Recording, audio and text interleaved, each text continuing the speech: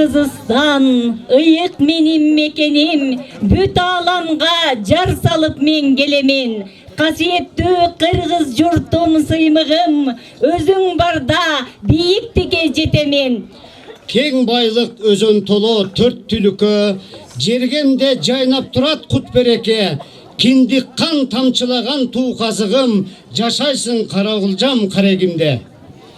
Жаралгансып жомоктон уламыштан, жалаң асыл таштардан куралышкан, алайкунун тоолору нечен катал, ал турушкан баатырлардай туралышкан. Саламатсыздарбы, урматтуу Карагылжа районунун Алайку өрөөнүн тургундары? Урматтуу Кыргыз экотуризм этнофестивалынын ачылышына келген чет өлкөлүк кадырлуу коноктор, ошондой эле бүгүнкү этнофестивалынын катышуучулары, кутмандуу күнүңүздөр менен. Экотуризм тур операторлор ассоциациясы жана ПРО менен ЮНИСЕФтин эл аралык уюмдар ассоциациясынын колдоосу менен уюштурулуп жаткан. Ошондой эле бүгүнкү Кыргыз экотуризм этнофестивалынын сезондук ачылышын ачып берүү жана куттуктоочу администрациясынын башчысы Аким Дыйканов Премберди Аширбековичке сөз кезеги берилет. Саламатсыздарбы? Урматтуу агайын туугандар, урматтуу Сарбек Казиевич, кадырлуу коноктор. Улуттук дөөлөт мурастарыбыздын, салттуу баалуулуктарыбыздын негизин тоолук элде түзөт десек туура болот. Байыркы нарк санаттуу кылымдарды карыткан касиеттүү Карагылжа районунда унутта калган улуттук каада салтыбыз, нукура органикалык азыктарыбыз, кол өнөрчү уз чеберлерибиз, оюн зок эл чыгармачылыгын, улуттук оюндарыбызды да ушул күнгө чейин аздектеп сактап келген эл катары Алайку өрөөнү эсептенерин сиздер жакшы билесиздер. 2 жылдан бери салтка айланып бара жаткан Алайку этнофестивалы да президентибиз тарабынан жарыяланган 2019 жыл аймактарды өнүктүрүү жана өлкөнү санариптештирүү жылында эң сонун мезгилде өткөрүлүп жатат. Фестивалдын башкы уюштуруучусу болуп Алайку Органикс уюму, ошондой эле Россия Федерациясы тарабынан каржыланып, Ош облусунун интеграциялык өнүгүү программасынын алкагында ЮНИСЕФ балдарды коргоо уюмунун ишкерлер аймактык кеңешинин, Кыргыз экотуризм туроператорлор ассоциациясынын, Карагылжа райондук мамлекеттик администрациясынын жана Кызылжар, Алайку, Ойтал айыл өкмөттөрүнүн колдоосунда уюштурулуп жатат. 2 күндөн бери алыс жакындан келген турист коноктор эң сонун фестивалдык иш-чаралар менен таанышып жатышат.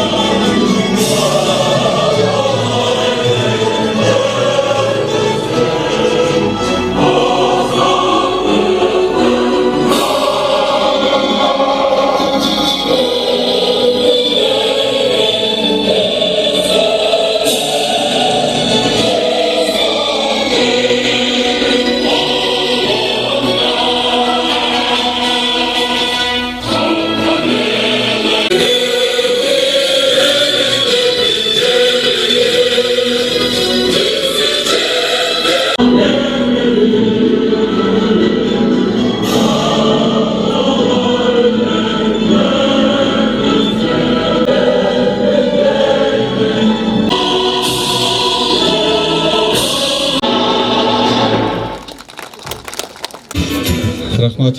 Саламатсыздарбы, ардактуу агайын тууган. Барыңыздарды бүгүнкү этно фестивалдын ачылышы менен, майрам менен чын дилимден куттуктайм. Эми бул жерде айта кетчү нерсе ушул Алайку Органикс коомунун жетекчилигине, өкүлдөрүнө чоң ыраазычылык. Мына жылда ушул туризм багытын өнүктүрөбүз деп, ошол эле убакта туризмди дагы башка өндүрүмдөр менен айкалыштырып атканы бул мына сүттү ушул жерде иштетип, ошол сүттү иштетип эле тим болбостон дүйнөгө ушу биздин кооз жерлерибизди даңазалап аткандыгына чоң ыраазычылык. Аны эле жөн эле даңазалабай ушу жергиликтүү тургундарыбызды, жергиликтүү калкты ушул иш-чарага мындай активдүү катыштырып атышат. Мына премьерди Ашырбаевичке дагы ыраазычылык ушуну уюштуруп аткан. Анан эң негизгиси биздин өнөктөштөр бул ПРООНго, ЮНИСЕФ мына балдарыбызга да майрам уюштуруп ушундай иш-чарага айкалыштырып жасап берип атышат. Дагы башка телеканалдар келип атат. Бардыгыңыздарга чоң ыраазычылык, ишиңиздерге ийгилик. Анан эми бул жерде туризм болуп аткандан кийин 21-жылымда өзүңүздөр билесиздер, глобалдык глобализация деп коебуз, интернет өнүгүп атат. Ошого жараша иш алып барышыбыз керек.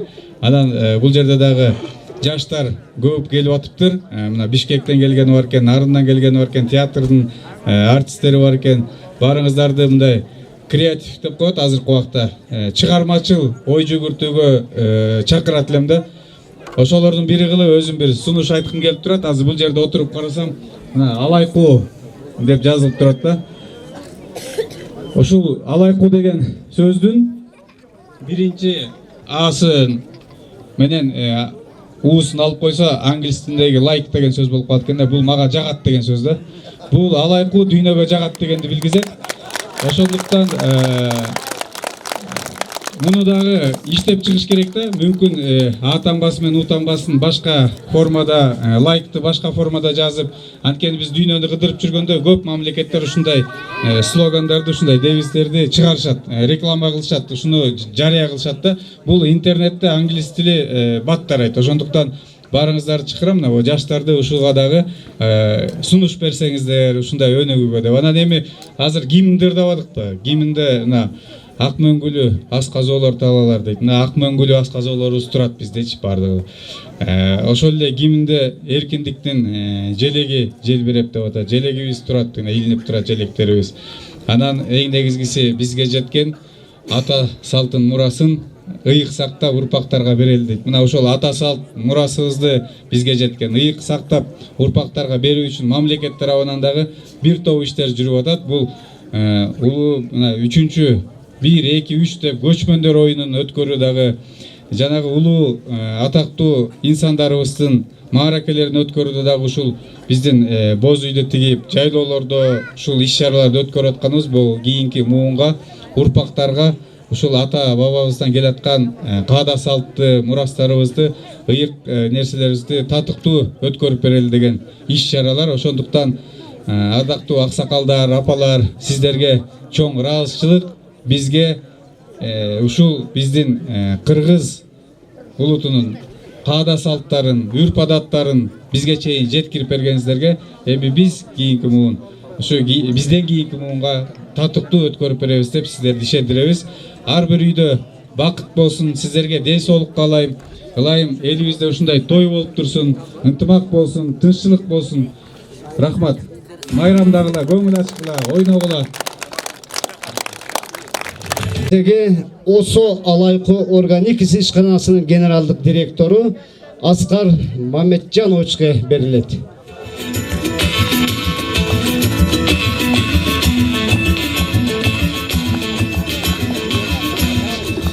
Рахмат. Кош келиңиздер, урматтуу туугандар. Кыргыздарда макал бар. Тез басам десең жалгыз бас. Алыска жетем десең бирге баскыла деп. Ошол сыңары туугандар, биздин алайкуу өрөөнү мындай өзгөчө.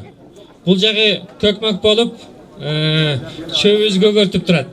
Бул жагы мындай кызыл тоо десек, зоолор, зоолорубуз турат. Алыска басайлы. Мен терең ишенем. Бир заманда ушул алайкуу жерибиз өнүгүп, шаар болуп, туристтик центр болуп айланат. Бирок көпчүлүк менен туугандар,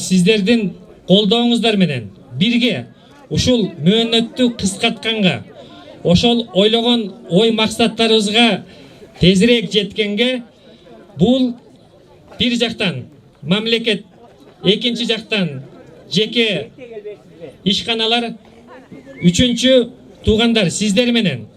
Силерсиз эч нерсе кыла албайбыз.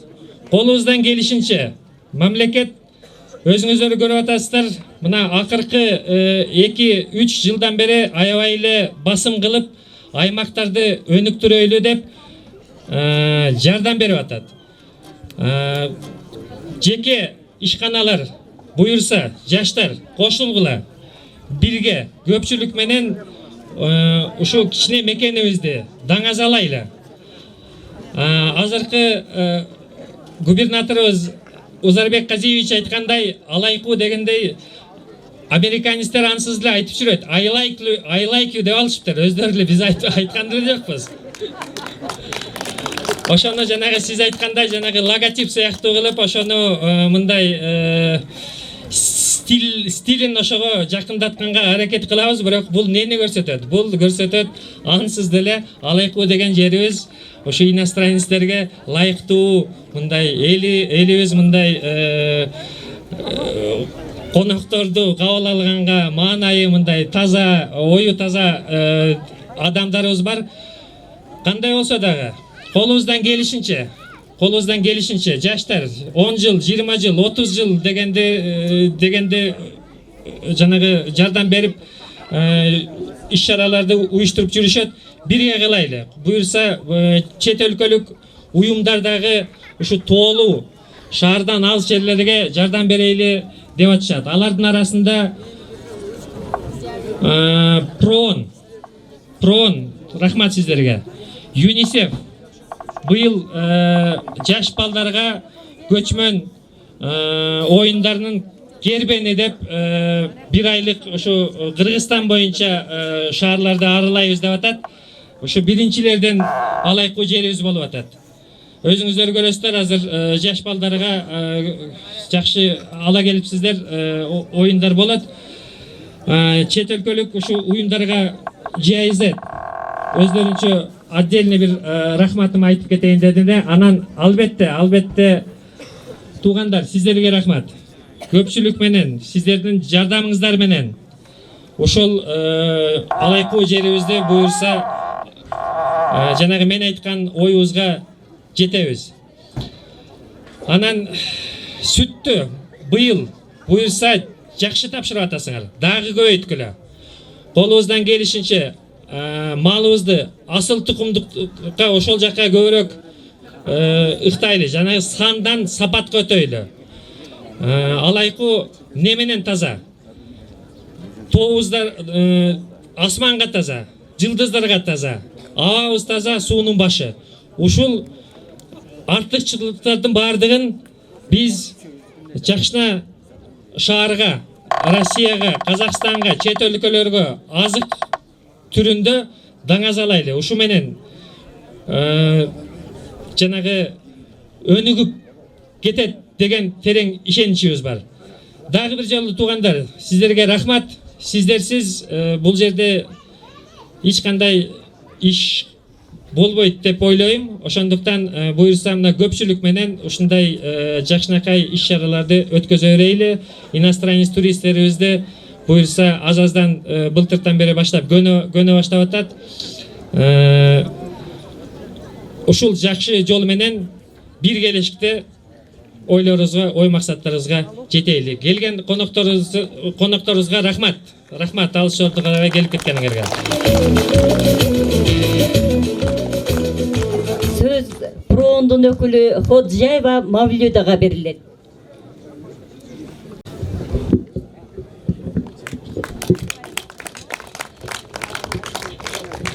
Саламатсыздарбы, урматтуу коноктор. Бүгүнкү Алайкуда өтүп жататкан туризм фестивалына кош келиңиздер. Мен сиздерге Бириккен Улуттар уюмунун өнүктүрүү программасынын атынан чоң ыраазычылык билдирем келгениңиздерге. Биздин уюм ар дайым ушундай инициативаларды колдогону даяр. Неге анткени биз ишенебиз ушундай туризм, ушундай инициативалар, ушундай фестивалдар, алар региондордогу туризмди жана экономиканы өнүктүрүүгө жардам беришиге биз ишенип калабыз. Рахмат. Кийинки сөз ЮНИСЕФтин балдарды коргоо уюмунун өкүлү Ираж Каниевке берилмекчи.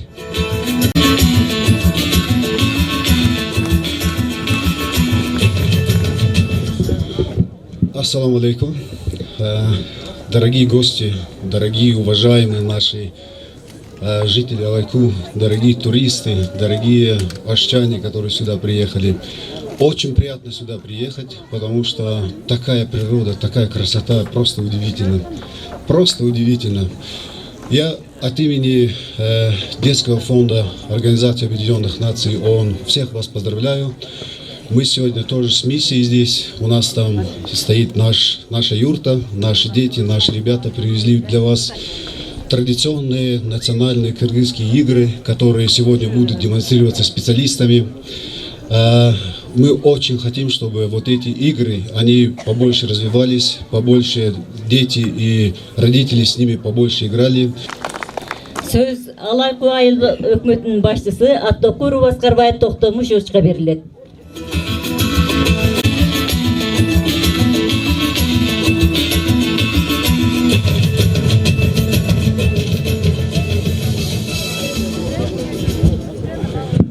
Ассаламу алейкум. Бүгүнкү майрамдын кадырлуу коноктору жана катышуучулары. Сиздерди бүгүнкү Алайку этно фестиваль 2019 майрамыңыздар менен Алайку айыл өкмөтүнүн, Кызылжар айыл өкмөтүнүн жана Уйтал айыл өкмөтүнүн жашоочуларынын атынан куттуктаймын. Кудай кааласа, мына президентибиз аймактарды өнүктүрүү жана өлкөнү санариттештирүү жылына карата мына Кудай кааласа туризм багыты дагы bir аймакты өнүктүрүүнүн бир бутагы болуп саналат. Өзүңүздөр билесиздер, Кудай кааласа, туристтерди чакыруу менен биздин жерибиз кооз, абабыз таза. Ошондой эле биз пайдаланган күнүмдүк пайдаланып аткан азык оокаттарыбыз дагы экологиядан таза болот. Кудай кааласа келип ар жакшы нерселерибизди жардам кылуу аркылуу Алайкуну дүйнөгө таратып, лайк дегенди мындан көйтөргөнгө тилектешмин. Ошондой эле урматтуу келген ЮНИСЕФтен, ПРООНдон келген коноктор, майрамдарга куш келипсиздер жана жакшы жетип алыңыздарды каалайм. Рахмат.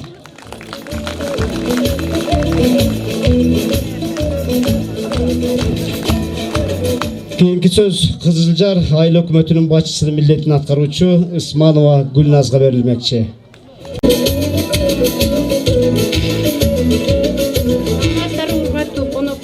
Алыстан жана жакындан келген. Биз не демекчибиз? Баарыбыздар айтып кеткендей эле ошо этно фестиваль бизге баарыбызга жакшы ийгиликтерди алып келсин. Эң биринчиден, анан кийин биздин ушу Алайкунун таза абасындай, таза жүрөгүңүздөр менен кандай келсеңиздер ошондой кайра үйлөрүңүздөргө кайтышсаңыздарга тилектешпиз. Этно фестиваль өзү негизи ийгилигин жакшы баштады, дагы ийгилигин жакшы берет деген ойдомун.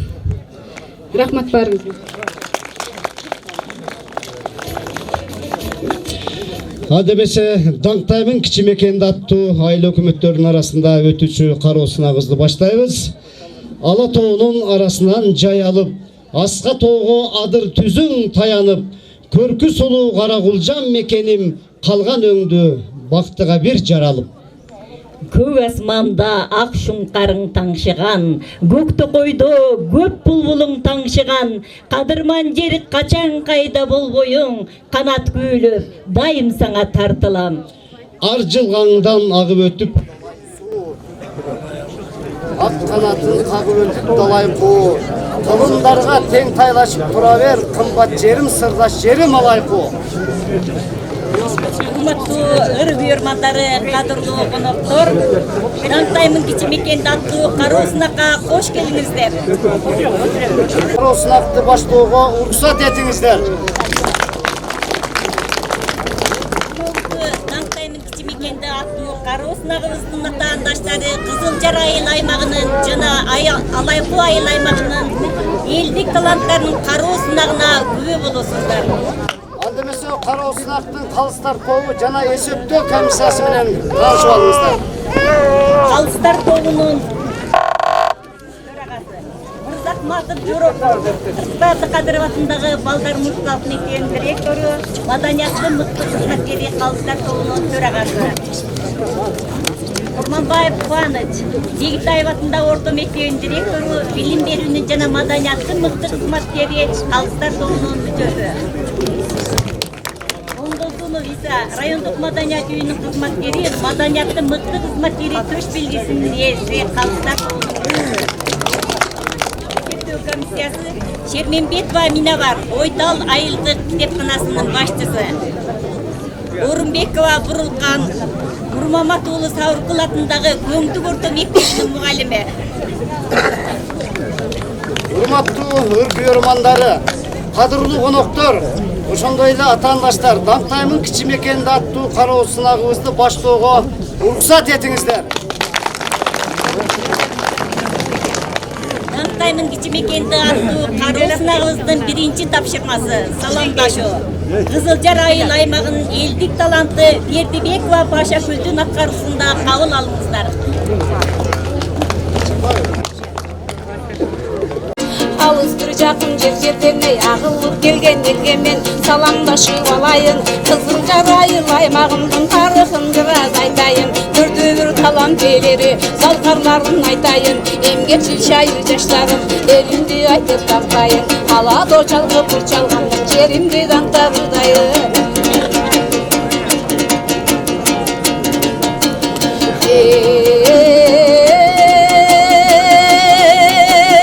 Assalomu alaykum, adımdı elim mamamdı.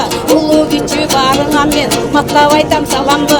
Karı yaşın kaltırбай, kadırlap aytam salamdı. Anamda menin aytarım, ajobуздун жарлыгын амайды эске салайын.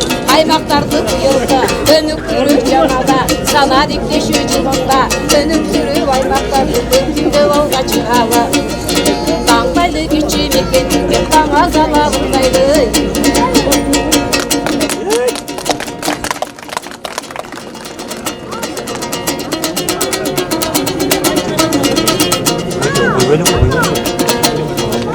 Emri kandandan türelim, o kızılcar geçirmektenim. Dağıntayımın ışıl kerimdi, odan kaptırır desegim. Odan beş kara tumalay, o yeri su kaşka kızınday. Ben vurulun kara kırdı, yaşlarımın otup dögünday kaldırday.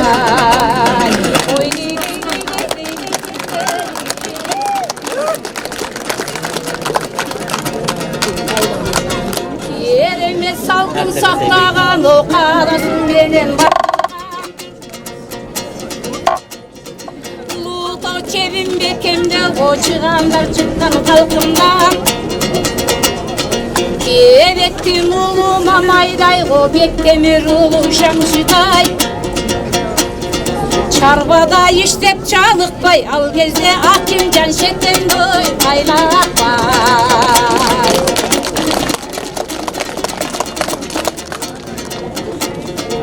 Urların жазы okmuştay o el akıllı sorunbay Alantar bizden sıylıklar o elimden çıkan kaymaktan Mırzalı Akbarbek bulup da el üçün iştep kalıkbay Kızmattan görüp tanıldı bugünkü Burkanbek Cembek Çatalbay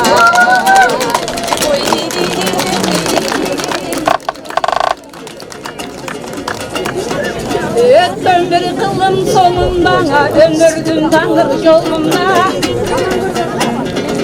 Aydatkan etken gülerdim, oy zamandın ışık yolunda Salkar bir güler çalıp dur, halkımdan kadır talıptır Sulayman Kulçun komuzcu, o şemti vatağı elde koy kalıptır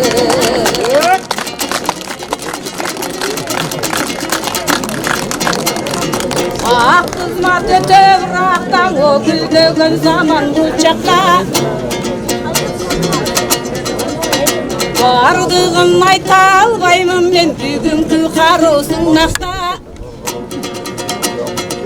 алысты көрө билишкен, о эмгеги менен келишкен. Керектин улук жаштары элине кол сунуп жардамы беришкен.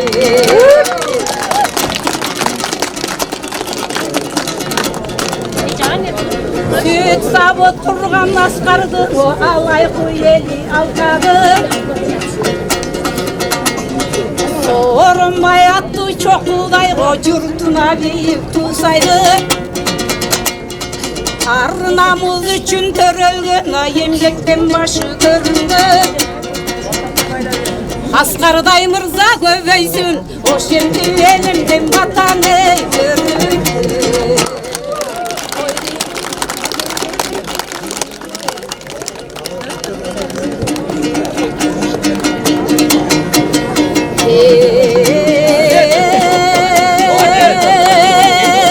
Küçümekken kızılcar çıkanlar çıkan kılımdan, sorunmay akın ababızay alakın uşulayıldan.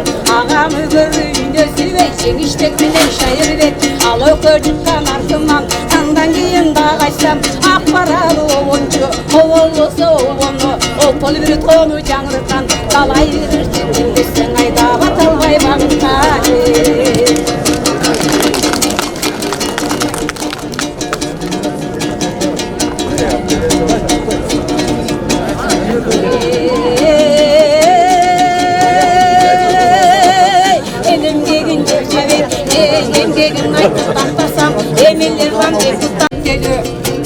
Kızlara kartı buğdayına kıylasın ayttım beneme.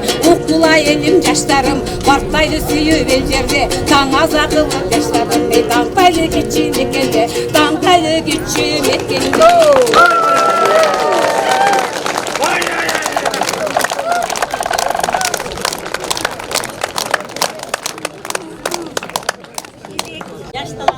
Sadalığa, Samara, Cana, Bazılva, Güzzetler'de sizlerin aldığınızlarına çatıralım. Жаңырат ырга чар тарап, ажайып кооз жерлерин тараптар айтып мактанат. Айтарырдын тереңи, анда бизде кезеги, Кыргызстан себеби алайкуудан башталат. Атарытып алыстан келгендер мында аманбы, атайын күтүп ыргөнү көргөндөр мында аманбы. Кара кылды какчарган калыстар мында аманбы, каз катар мында тизилген атаандаштар аманбы. Баарыңарга ийдеп баш ийип айтам саламды. Каңдасуун башкача, көркү бир сонун таптаза, алайкуу деген жергеме күн чыгат эртең нур чача. Даңктайды кичимекенди айтыңыз анда камшаттар.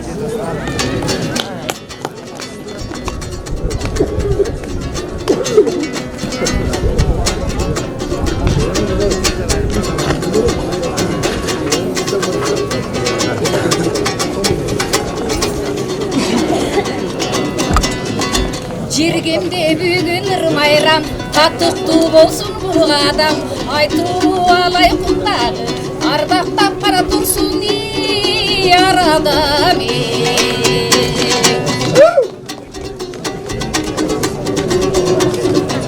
Суу бойлоп борбош жери деген, жылдызга кашын сермеген, айтуулуу жерим алайкум. Байыры туугана салдым эл билген. Ырдайлы бүгүнү күнү кечке, тамаша курur десте, актаңдай актырынан, бакталай гана сунганым сиздерге.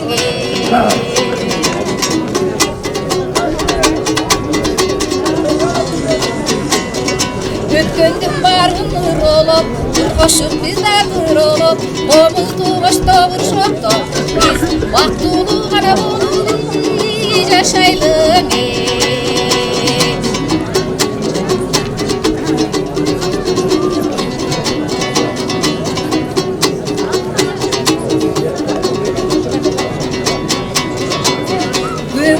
Köptü bilgiyle, kulakka gitti ilgiyle, ata saltnattı varısın, urmattap karasın yürgülüge.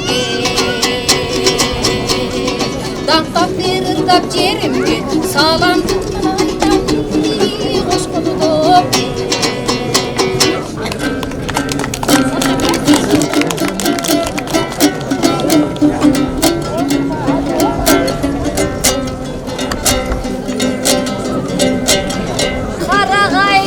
арчалу қарағатты жері бар қасиетті қаудайған намыстылар ели бар дүркілік қалу ұттығын қалмағашы ели бар сала жардың ергештей саматқан салқын түрі бар тардария башаты татынатын бұлағы таштан ташқа ұрылып талқаланып үйленген өңгілер суға аралашмай түргір қашқа солары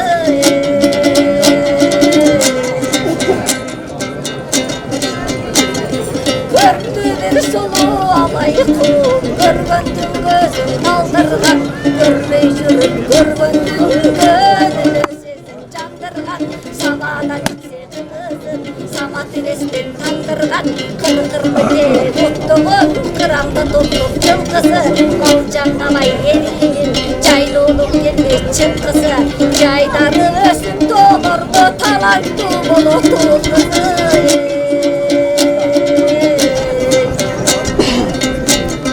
қияқты чалыр чалғанда ақсүйір жанып таққанда табиғаттың шабуылшын бұлбұл құсқылшы орманда ұққан бір құлақ танбаған үсіні құмары танбаған шакенің ұлы татқанай шәкірттер шыққан сондаған жақсы жер жағын ел жердің қалдырмай айтып мақтаған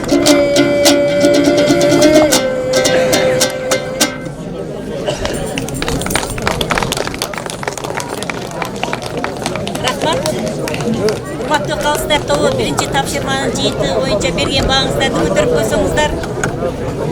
Қызылжар айлай 5 барды. Әлеге алайқы айлаймағынан қаламдарына берген бағыңыздар 4, 5. Oyunca epostan üzüldü je dastan айтуу. Geze Kızılcar Ayıl Aymağı'nın eldik talantları Arakeyf, Abdurrahim'din jana başkalarının atları usunda. Mezgili geliptir, aydan ay ötün, ay mezgili geliptir, oşol gezde ermana, jetiye jaşı toluktur, mun koyulgan atı çoğun cindi, bu manasçın atın kim bildi, 40 bağlanı 40 uydun, manas bir günü cinav alıptır, çoğul altaydı talağa, çoğultu oyun salıptır, Karağıttay mancudan 80 bala barıptır, ses görsötüp 40'ına 80 deşip kalıptır, 80'inin içinen boz kalmaktın çoğulu, manastın yolun torgodu, hey! Kızıktalık burut dep, berkilerdi kordodu, tentip gelgen burut dep, 80 bala kaçırıp, 40 balaga asılıp, dağlayının 40'ının dizesi cerge bөгüldü, 80 bala altında kelin bolup cüngündü, qarap tursan kaçkanın, bileğinen sap ketken, жүрөгүнөн кап кеткен, мынтип балда турганы, 40 баланын 80'i жалынса болбой урганы, дакылары тытылып, 40 бала ошол жерде турганы, hey!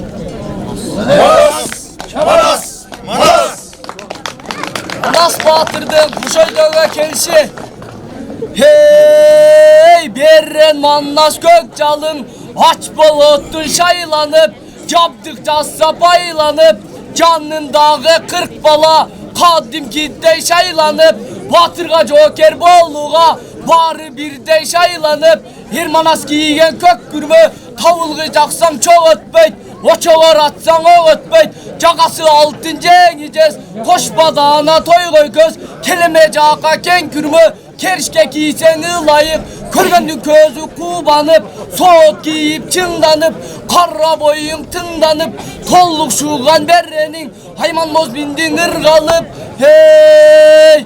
Altay dağı kırgızdın, akılmanı baltaken, жазıcak жалпақ dil, жаңыл bağan çoң çeçen, balla kazday barkıldap, aksakalı jarkıldap, babban balta kep baştayt, akırın süylöp bek baştayt, jurt başçısın ölgöndö, kız sıkıllı bizderdi, kıt Çocukтай kalmak bölgünde Büröbüz kettik errenge Büröbüz düşüp kettik terrenge Büröbüz kettik kangayga Büröbüz kelip tıgıldık Mına bul kara kalmak altay Gangay Manas!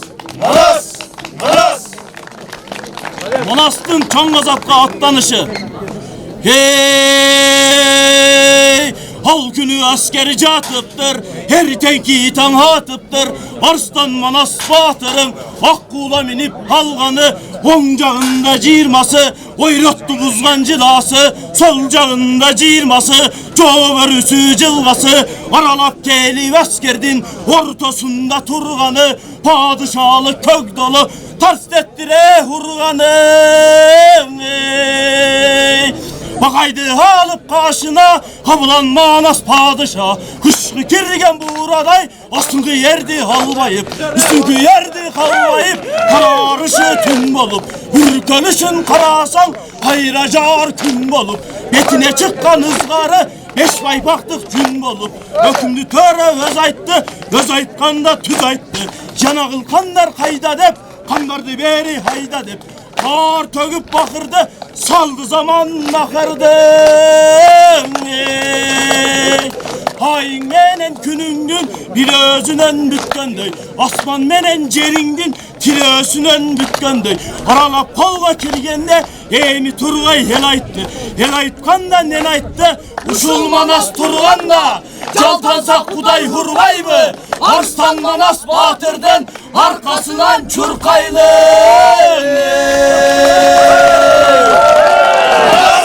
Manas! Manas!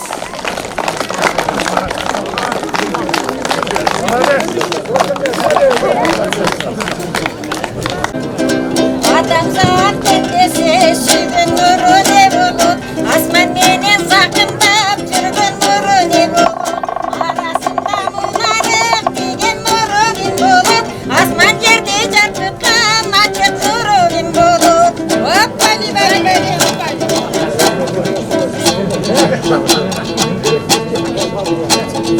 Adamzat kendisi suygun nurudan bulut Asman menen sakındap жүргөн nuru ay bulut Arasında dolarıp girgen nuru tüm bulut Asman yerde çankıtıp dirgen nuru tüm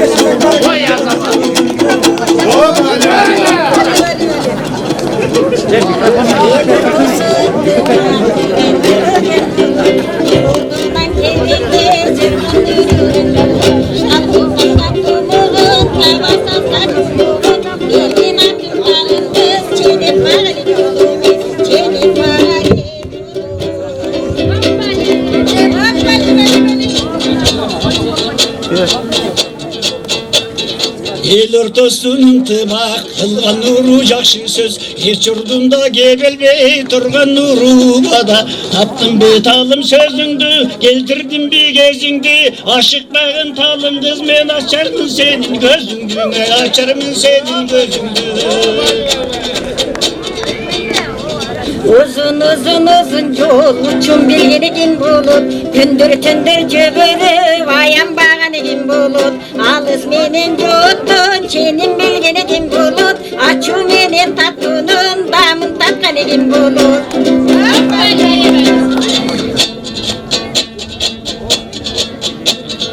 Uzun uzun uzun yol uçun bilger gerbençi Gündü tündü cügürü bayan bağın mergençi Açık menen juktun zanın bilgen gazarçı Açu menen tattunun damın bilgen kazançı Adamın bilgen kazançı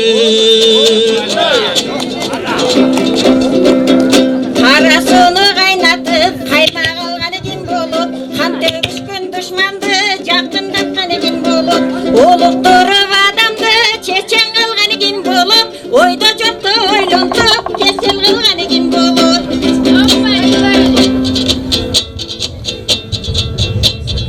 Karasını kaynatıp tatlı kılgar tuz bulut Karşılaşkan düşmandı jakın kılgan kız bulut Oluk durup da öyletip çeçen kılgan til bulut Oyda joktu oylontup Kesel kılgan jim bulut Kesel kılgan jim bulut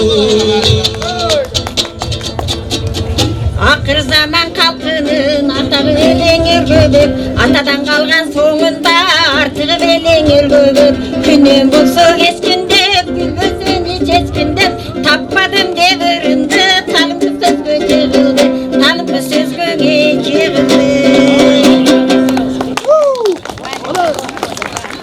Рахмат. Урматтуу калыстар тобу, биринчи Кызылжар айыл өкмөтүнө берген багыңыздар эпостор боюнча көрсөтпөсөңүздар 5-5-5 үчөө тең 5. Анда эмесе Алайкуу айыл өкмөтүнө берген багыңыздар 5-5-5. Алайкуу журту тынбай өсүп келет, алада жылдан жылга көчүп келет. Сыйкоюрлук, сыпайылык, меймандостук муундан муунга ар дайым өтүп келет. Сынагыбыздын 3-чү тапшырмасы элди кырлардан аткаруу. Элди кыр көрүнүп койсоң болбойбу. Кызылжар айыл аймагынын элдик таланты Сурамбаев Мырзалинин атысында.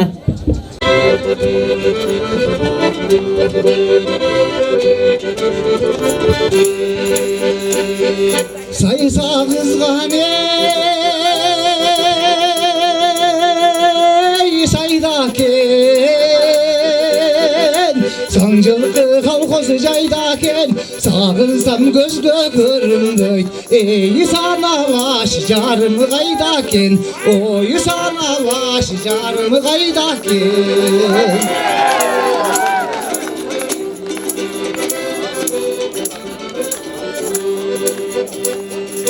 Gökkö güçköne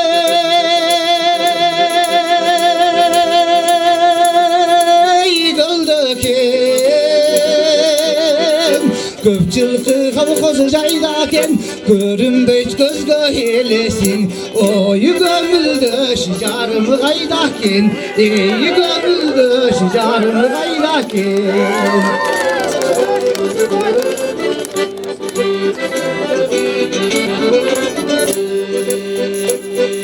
Yazda açılgane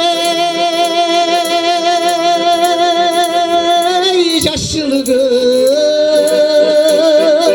Yamgırsız gülün solbayı Jalınga meni güygüzböy Ey jakkında va koyson bolboy Oy jakkında va koyson bolboy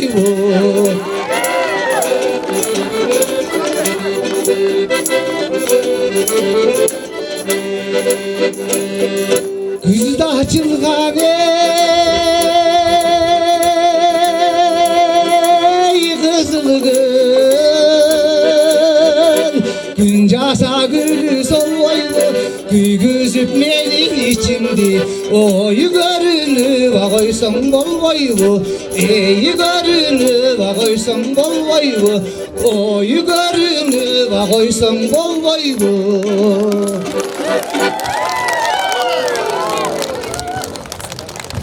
Элдигер көрүнүп койсоң болбойбу. Алайкуу айыл өкмөтүнүн таланттарын аткаруусунда.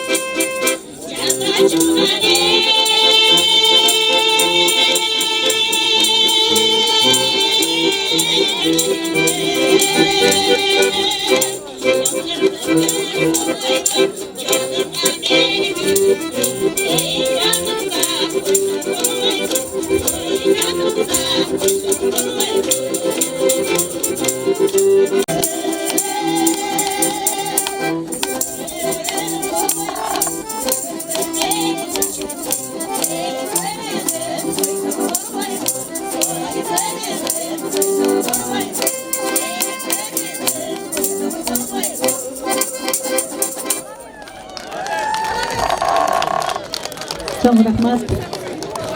Üçüncü tapşırma елдігірларға берген bağыңыздар, Қызылжар айыл өкметінің таланттарына берген bağыңыздарды көтеріп қойыңыздар. 5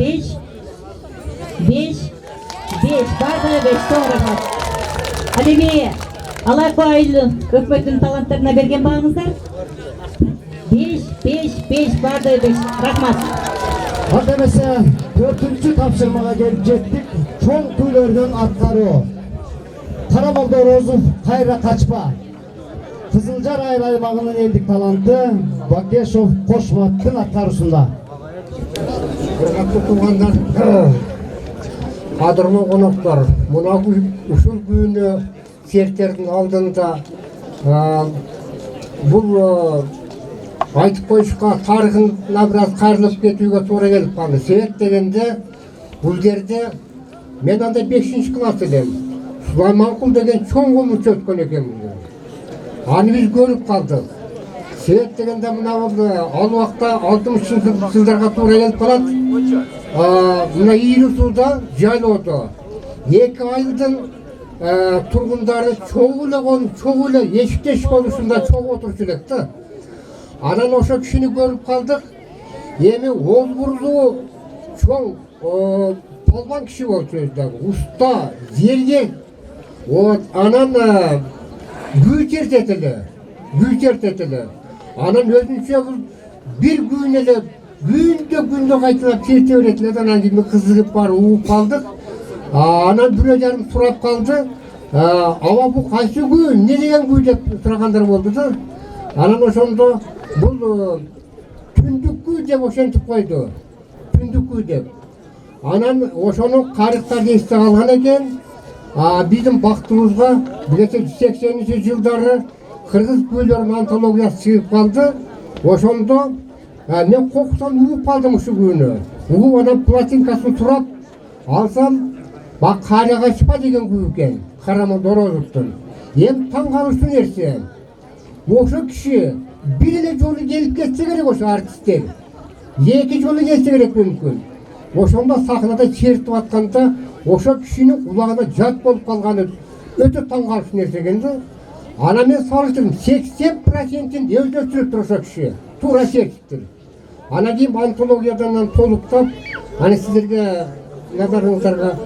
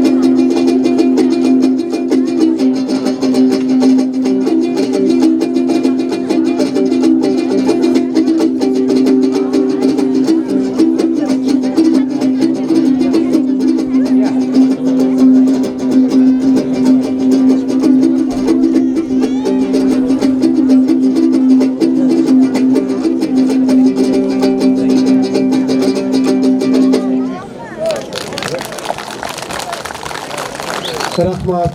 Кийинки тапшырма Мукаш Борбиев Таң булбулу. Алайкы айналма аймагынан окуучулардын аткаруусунда.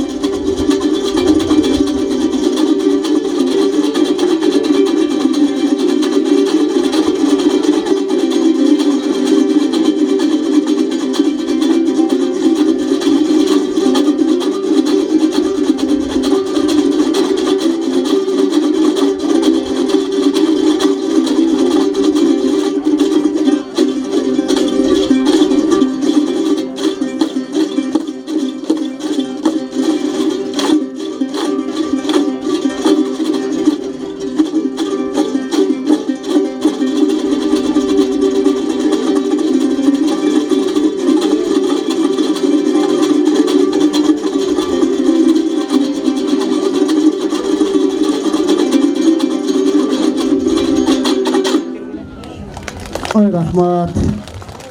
Адемесе 4-чү тапшырма боюнча урматтуу калыстар тобу Кызылжар айыл өкмөтүнө берген баңыздар.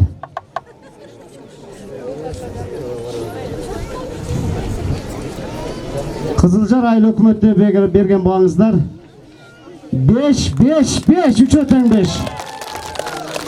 Алайкы айыл өкмөтүнө берген баңыздар 5-5-5 3 тең 5. Ак иличек айымдарга жарашкан, мырзаларды суктандырып караткан, канекей бүбү сара татты бүбү дүйн элине кыргызымды тааныткан. 5-чи тапшырма шайыр апалардын этно топторунун чыгармаларынан аткаруу Дүйшөнбек Өкүев курбуларга Кызылжар айыл аймагынын Кызылжар этно фольклордук айымдар топторунун аткаруусунда.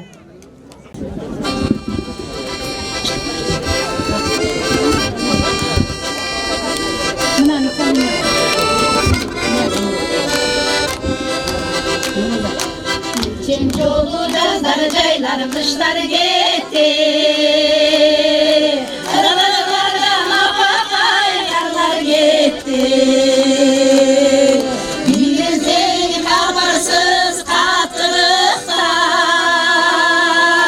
Ey korular. Aydılaçı bizden yaşlı kayda gitti.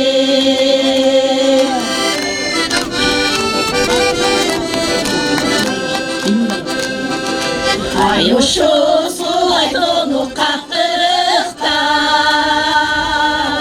алынған арыстардың жаңырықтар. Бирседен көңілге ұйып барар,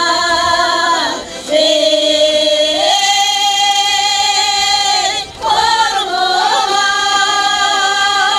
башалғаны жағына сағыныштар.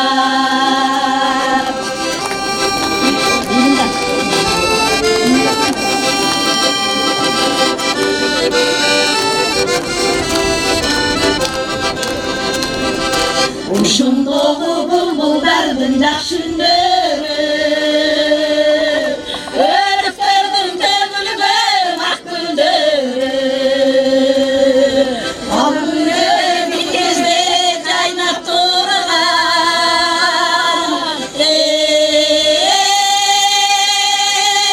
қорғылар, башқұрыштың қайда кетті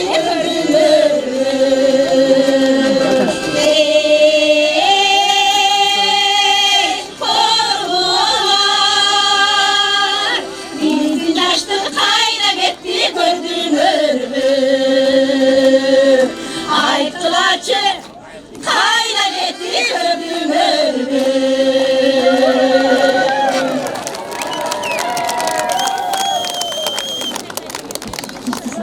Қуанышбек Абдышев, Қырғыз бейли Алайкы айыл аймағынан Алайкы этно-фольклордық айымдар тобының атқарусында.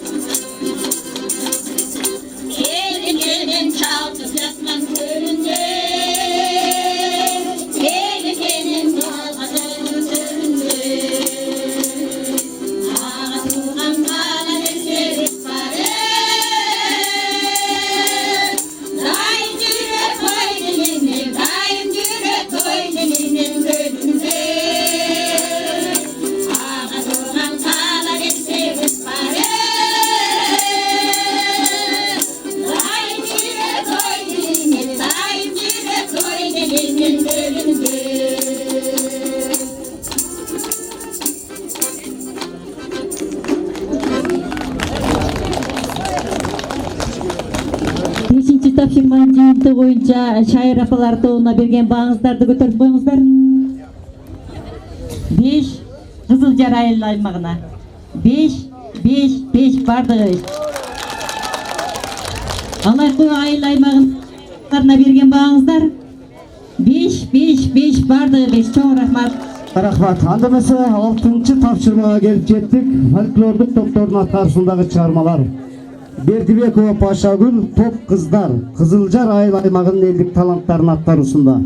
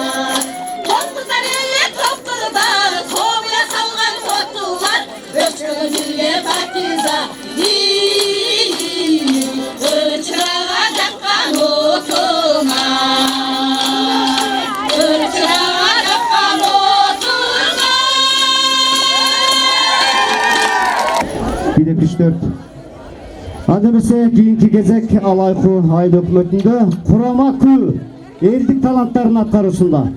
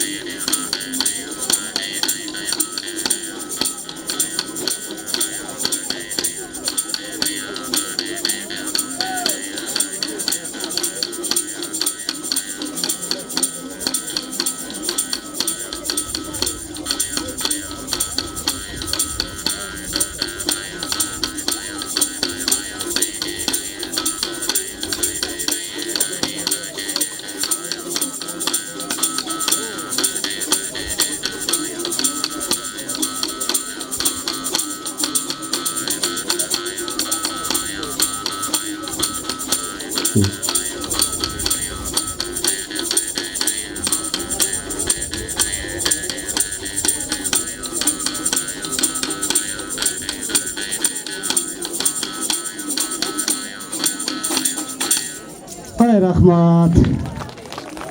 Урматтуу калыстар тобу 6-чы тапшырма боюнча Кызылжар айылына берген баңыздар. 5 бардыгы 5. Антебесе Алайку айыл өкмөтүнө берген баңыздар. 5. Элиң бар шайырмын өз эзелтеден, мукура каада салтты аздектеген, эл ичи өнөр улап жашап келет, кара кулжам ата журтум кичимекен. Сынагыбыздын 7-чи тапшырмасына кезек келип жетти. Эстрадалык жанрда ырлардан аткаруу Пашакүл Бердибекова сыр. Кызылжар айыл аймагынын элдик таланты автордун аткаруусунда кабыл алыңыздар.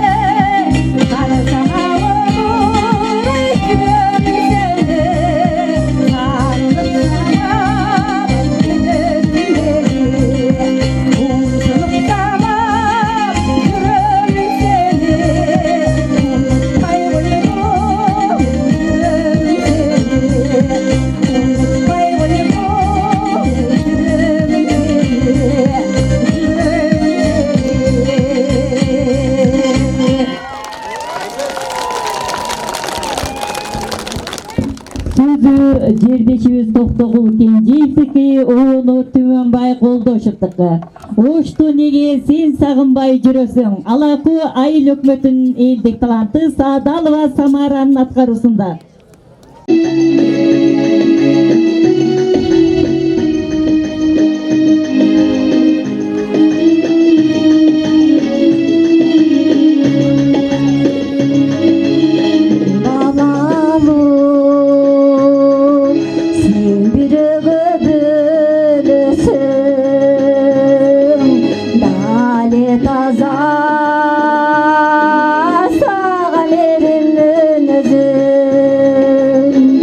Göründü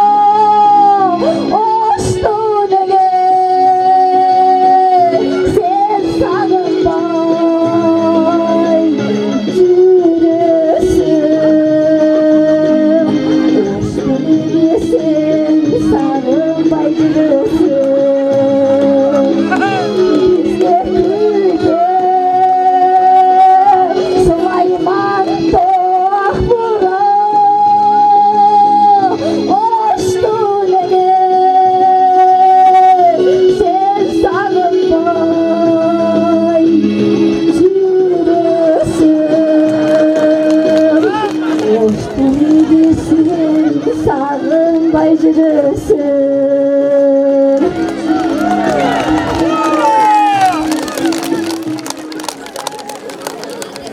Жетинчи тапшырмабыз эстрадалык ырларга берген багыңыздарды көтөрүп коюңуздар. Кызылжар айыл өкмөтүнүн талантына берген багыңыздар 5-5-5. Ал эми Алайкы айыл өкмөтүнүн таланттарына берген багыңыздар 5-5-5, бардыгы 5.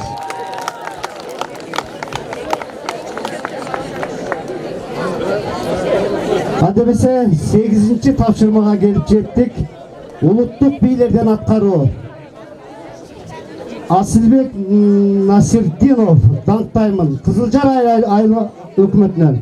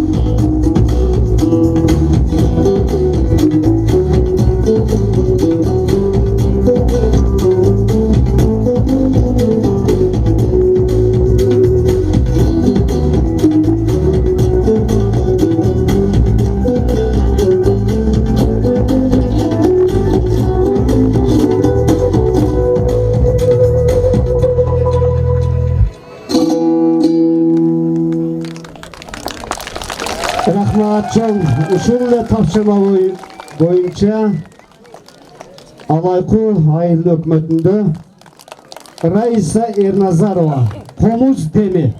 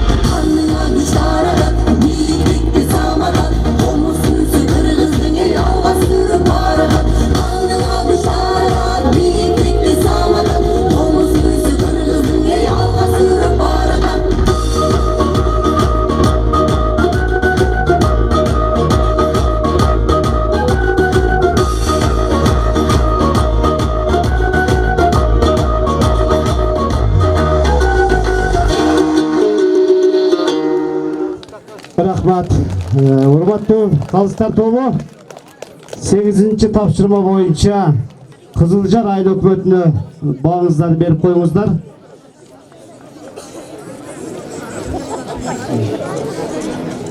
Kızılcar Aile Hükümeti'ne 5-5-4 2-5-1-4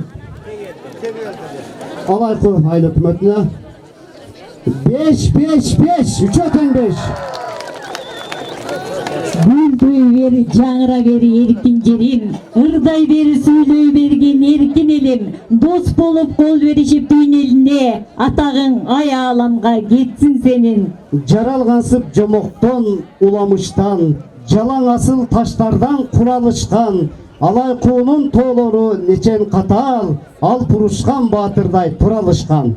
Сынабыбыздын эң акыркы тапшырмасы хор каалаган темада аткаруу. Бердибекова Пашакөл, Кызылжарым, Кызылжар айыл аймагынын элдик таланттын аткаруусунда.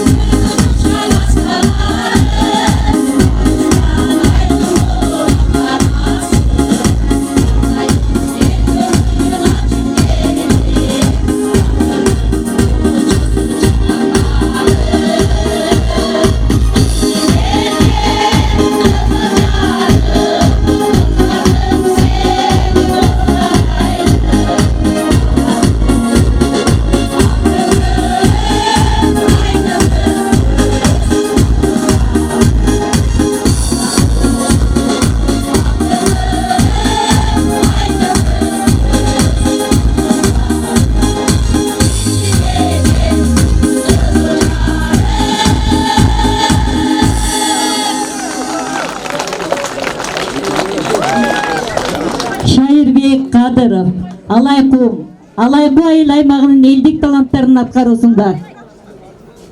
Mama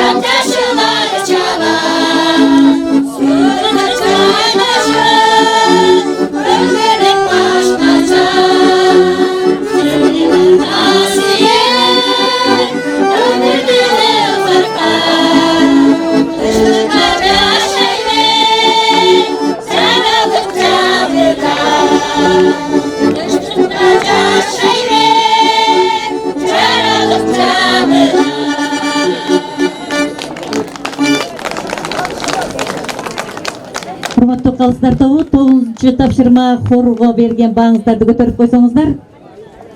Кызылжар айыл өкмөтүнө берген бааңыздар 5. Ал эми Алайкы айыл өкмөтүнө берген бааңыздар 5-4.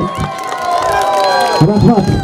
Ошондой эле урматтуу калыстар тобу азыр мына Кызылжар айыл өкмөтүнүн көргөзмөсүнө бааңыздарды көрсөтүп койсоңуздар. Көргөзмөлөр боюнча 4. Кызылжар айыл өкмөтүнө 4 көргөзмөсүнө. Кийинки Алайкы айыл өкмөтүнө 5 көргөзмө боюнча. 2019 жылы аймактарды өнүктүрүү жана өлкөнү санариптештирүү жылына карата Караколжо райондук мамлекеттик администрациясынын буйругун жетекчилик алып, райондун аймагында эл чыгармачылыгын өнүктүрүү максатында районубуздун бардык айыл өкмөттөрүнүн ортосунда өтүп жаткан элдик таланттардын райондук таңтаймын кичи мекенди аттуу кароо сынагын жыйынтыктоо үчүн Караколжо райондук мамлекеттик администрациясынын башчысы Аким Дыйканов Пиримберди Аширбековичке, Алайкы айыл өкмөтүнүн башчысы Аттокур Аскарбай Токтомушевичке жана Кызылжар айыл өкмөтүнүн башчысынын милдетин аткаруучу Ысманова Гүлназга сөз кезеги берилет.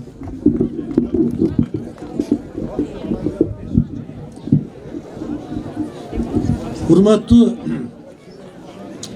бүгүнкү фестивалдын катышуучулары, ушул фестивалдын программасына биз бекеринен Даңтаймын кичи мекенди деген ат алыштагы Кара Сынакты бекер киргизген жокпуз. Мына жылдын башынан баштап, ушу кыш айларынан баштап бүгүнкү күнгө чейин бардык айыл өкмөттөрдө ушу Кара Сынактын жыйынтыгын чыгарып бүттүк. Biz ушул фестивалга карата эки гана айыл өкмөттү калтырган болчубуз. Алайкы айыл өкмөтү менен Кызылжар айыл өкмөтү ушу фестивалдын жүрүшүндө көрөлү деп. Чындыгында биз караколжолуктар тартынбай эле ошол башты бийик көтөрүп айта алабыз. Биздин элибиздин ичинде эл ичи өнөргенчидей аябай көп таланттардын бар экендигин биз билебиз. Биз бекеринен кайсыл элденсиң десе биз дайым жооп берип келгенбиз. Сооронбай Жусуевдин элинен, Ырысбай Абдыкадыровдун жеринен биз деп сыймыктанып айтып жүрөбүз. Ошон үчүн бул Кара Сынак мына аймактарды өнүктүрүү жана өлкөнү санариптештирүү жылынын башында жарыялап, мына бүгүн ушул жерде Сайтала айылында акыркы эки айыл өкмөттүн Кара Сынагын жыйынтыктап отурабыз. Биз берген тапшырмаларга ылайык ар бир айыл өкмөттөн экиден эң мыкты номерлерди тандап бересиңер дегенбиз. Ал бардык 12 айыл өкмөттүн жыйынтыгын чыгарып, райондун борборунда гала концерт жакынкы араларда болот. Ушу июль айынын башында деп пландаштырып атабыз. Мына өткөн айда Ош Түрк дүйнөсүнүн маданий борбору деген чоң Түрксойдун программалык иш-чарасынын алкагында Караколжода Türk мамлекеттеринин искусство чеберлеринин чоң концерти болду. Аны сиздер көрдүңүздөр. Теле аркылуу дагы башка биздин массалык маалымат каражаттары көрсөтүштү. Ошол жерде дагы биздин Караколжо элинин арасынан чыккан таланттар tül mamleketlerin iskusto şehirlerinin konsertinin aldığında özünün önerilerini görsetişti, tatıktı. Oşonluktan bugün men Karakılca rayonduk mamleketlik administrasiyasının atынан şu Alayku ayıl hökümetinin eldik talantlarına dağı Kızılcar ayıl hökümetinin eldik talantlarına çoğun razıçılık bilgizemin. Buna dağı biz oylayımız. Bu şu 2 ayıl hökümetin içinde ayavay köp talantlar var. Dağı gelecekte bu el çıkarmacılığı degen bu çoğun işçaranı biz toktatmayız, ulanta veremiz. Ana jengüçülerde biz rayondun borborunda şu jiyintini çıkarıp o yerde sıylıklarımızı tapşırabız tuğanlar. Oşon için dağı bir ret şu bugünkü katışucularga şu elin arasına çıkan eldik talantlarga razılık bilgizip daim uşunday jakşılıklar bolsun. El yurtumuzda tınçılık bolsun. Uşunday jakşı eldin jarpın жазган, көңүлүн көтөргөн, бүйүрүн кызыткан жакшы элдик иш-чаралар көп болсун деген тилекти айтып коюуга уруксат этиңиздер. Анан айыл өкмөттөргө чоң рахмат. Дагы чоң рахмат. Бардык биздин көрмөн эл журтубузга рахмат келип катышып бергениңиздерге. Эми азыр программа боюнча кете берели. Программа боюнча сиздер жыйынтыгын айтыңыздар, анан жана 2ден номерди бизге айтып бериңиздер. Убакыт албайлы келиңиздер. Таңтайдын Кичибекен таптоо кароосунун аягына келип жетти. Сөздү калыстар тобуна беребиз. Урматтуу агайындар, аксакалдар, апалар, аталар, бүгүнкү ушул кош майрам катышуучулар бардыгыңыздар көп болдуңуздар. Бүгүнкү мына таланттуу мекен болгон Алайкуда ушул 2 айыл өкмөттүн кароосуна болуп өттү. Бунун максаты ошол келечек буундарга сиздердин ошо ата бабалардан калган салт санаасын, үрп адатын, музыкасын, ушу жакшы жөнөлгөн баардыгын калтырып кетти. Ушул боюнча жыл башында биздин районубуздун аким башчысы Дыйканов Пиримберди Ашбекович өзү ар бир ушу кароосуна катышып, акырында ушул жерде катышып өзү баа берип отурат. Сиздер өзүңүздөр да калыс болсуңуздар, биз эч кандай тарткан жокпуз. Ал биздин келишинче ушу калыс ушу баабызды бергенге аракет кылдык. Эми азыркы ушу калыс баанын жыйынтыгын мына ушу калыстар тобунун мүчөсү Курумбаев Кубаныч агайыбыз айтып койсо ушуну менен жыйынтыктасак. Саламатсыздарбы, урматтуу туугандар, меймандар. Бүгүнкү майрамыңыздар кут болсун. Алайку жергесинде дайыма ушундай майрамдар болуп турсун, жакшылыктар болсун. Сиздерге дайым ушу чың ден соолук ишиңиздерге ийгиликтерди каалайм мен. Анда калыстар тобунун жыйынтыгы менен тааныштырып коелу. Бизге да абдан оор болду туугандар, биринен бири өтүп. Майрам күнү кемчиликти айтыштын кереги жок. Жалпы жыйынтык боюнча Кызылжар айыл аймагынын элдик таланттары 138 ұпай. Алайку айыл аймагынын элдик таланттары 138 ұпай менен тең чыгышты. Андан кийин райондук деңгээлдеги гала концертке өткөн номерлерди атап коелу. Алайку айыл аймагынан Тоголок Молдонун Талым кыз менен Көбөктүн айтышы номери Комуз Деми бии окуучуларынын.